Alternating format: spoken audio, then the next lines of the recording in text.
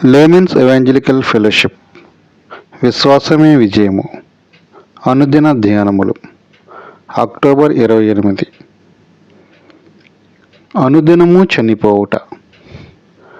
మరియు ఆయన అందరితో ఇట్లనెను, ఎవడైనను నన్ను వెంబడింపగోరిన ఎడల తన్ను తాను ఉపేక్షించుకొని ప్రతిదినము తన సిలువను ఎత్తుకొని నన్ను వెంబడింపవలెను. లూకా సువార్త 9వ అధ్యాయము 23వ వచనము. అనుదినము చనిపోవుటకు ఎవరు ఇష్టపడతారు? పాటలు పాడుటయందు, పెద్ద పాట కచేరీలయందు మరియు మంచి సంగీతమునందు అనేక క్రైస్తవులు నిజముగా శ్రద్ధ చూపుతారు. అనుదినము చనిపోవాలెను అనే పిలుపును క్రైస్తవులు నిర్లక్ష్యము చేసి నీతి కొరకు పోరాడు విషయములో ప్రాముఖ్యత లేని ఆత్మ సంబంధమైన నత్తల వలె అవుతారు.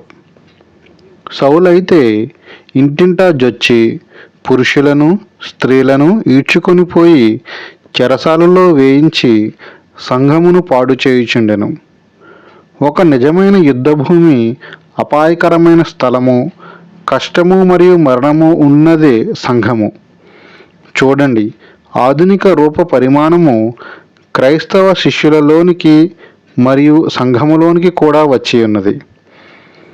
చాలా మట్టుకు వారు సౌఖ్యముగా నుండి స్వార్థ కోరికలలోనికి లోతుగా దిగిపోయిరి. వస్తు సంపద మీద, ఆర్థికముగా ముందుకు సాగుట మీద వారు తమ హృదయములను పెట్టుకొనిరి. సంఘమను పేరుతో సౌఖ్యముగా జీవించే వీరు ఒక సాంఘిక క్లబ్ మాదిరిగా కూడుకొనుచుందురు. వ్యభిచారమును పాపమును చేయు ఈ తరము వారిలో నన్ను గూర్చియు నా మాటలను గూర్చియు సిగ్గుపడువాడెవడో వానిని గూర్చి మనుష్య కుమారుడు తన తండ్రి మహిమగలవాడై పరిశుద్ధ దూతలతో కూడా వచ్చినప్పుడు సిగ్గుపడునని యేసుప్రభువు మార్కు 8:38లో చెప్పెను. పని స్థలములలో అనేకులు వారి తోటి పనివారి మధ్య, వారి పైనున్న వారి మధ్య యేసుప్రభువు ఘనత లేకుండా చేయుదురు. అది ఎంత విచారము! తమ పొరుగువారు ఈ లోకములో పరిగెత్తి సంపాదించు సంపాదనలను రహస్యముగా అనేక మంది క్రైస్తవులు ఆశించుచున్నారు. ఇది అది నాకు కొనియుము అని తమ పిల్లలు ఒత్తిడి చేయుచుండగా దానిని కూడా ఎదిరించలేకున్నారు.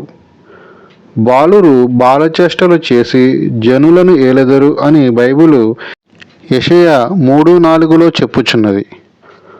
అప్పుడున్న అయోమయ నాశన స్థితిని వివరించుచున్నది. వస్తువుల కొరకు నీకున్న వాంఛ, ఆత్మలను సంపాదించవలనను వాంఛను చల్లార్చినచో గుమ్మమునకు కొట్టబడిన మేకువలే నీవు చచ్చిన స్థితిలోనున్నావు. రండి, మనలను మనము తగ్గించుకొని సుఖ సౌఖ్యములను ప్రేమించే దుష్ట హృదయములను తీసివేద్దాము. దేవుని యొక్క పవిత్రమైన ప్రేమతో నింపబడిన నూతన హృదయాలతో పరిశుద్ధత కోసం మరియు సత్యం కోసం ఈ యుద్ధములో తిరిగి ఆయుధములను ధరించుకుందాము. జాషువా డానియల్ గారు.